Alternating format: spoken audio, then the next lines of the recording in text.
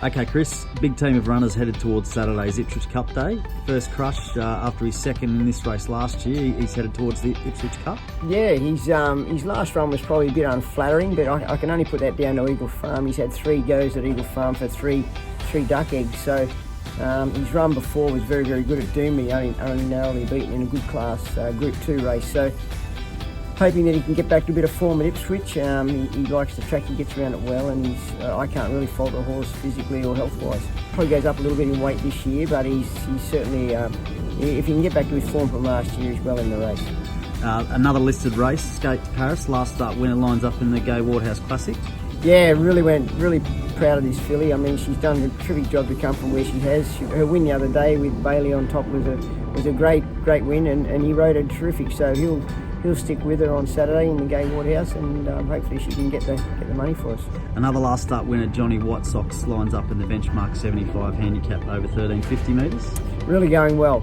This will give us a good leg up as to where we go to on COUGHLAN Cup day. He's got a couple options on that day, but I just thought he's in good form. He's done very, very well since Sunday, so there's no reason not to back him up, and he's in good form. SMARTYPY, another performer at stakes level, last start drops back to Class 6 company over 1200.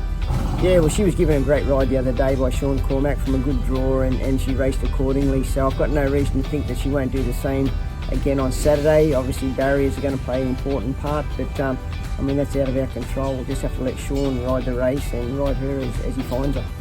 Stampy, 2-year-old, lines up in the 2-year-old handicap over 1100. Yeah, well, his trial was fantastic that we gave him, but then he went to the Gold Coast and failed, but the track was very, very ordinary that day. It was like a ploughed paddock, and he just never picked his feet up and got his footing at all. So prepared to put a line through that, and if he can draw well on top of the ground on Saturday, he'll certainly bounce back. And Constantine lines up for new owners after a third at Casino in the Ipswich Cup. Yeah, he went really well that day too on a very difficult track, and he's then since been sold and been fortunate enough to be able to retain the horse, and the horse galloped very strongly here at Eagle Farm this morning, so there's no reason not to think that he won't perform well on Saturday. You also have 3 runners nominated for the Gold Coast, Sky Lake in the Class 4 handicap. Yeah, well, she's an older mare returning off a bit of a let-up. She's had a bit of time off now, and she's going to have a little bit of weight to carry, but she's in good form, had 2 nice trials, and she always seems to race well fresh, so I'm looking forward to getting her back to the races.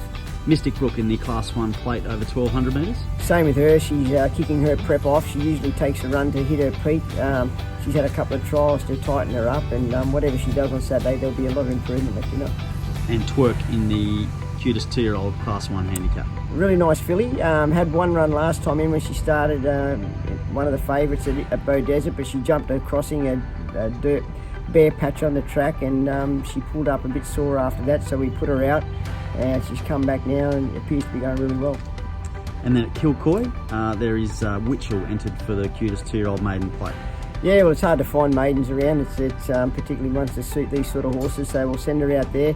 She's got good speed. She'll race on the bunny there, and if she gets the right sort of run, I'm sure she'll be competitive.